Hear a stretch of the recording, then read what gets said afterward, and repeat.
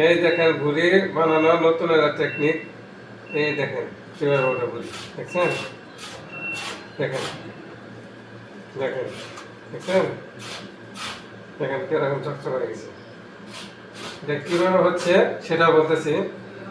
এটা ঘুড়িটা রবর ফেলে দিবেন, প্রথমে ফেলে ডিবে রাখবেন, ডিবে রাখবেন, তারপরে পানিতে ভিজাবেন, ভিজানোর পর পানি থেকে উঠানোর পর এভাবে খালি চার্জ দেবেন। দেখেন এই যে এভাবে চার্জ দেন, যেভাবে চার্জ হাতে চার্জ দেন উঠে যাবে। দেখেন এই কি সুন্দর উঠে গেল। দেখেন এই দেখেন আমার ঘুড়ি বানানো চুল কিচ্ছু লাগলো না, একদম চকচক হয়ে গেল। এই দেখেন বুঝছেন, একদম চকচক দিকে নিয়ে আসে দিকে বুঝছেন।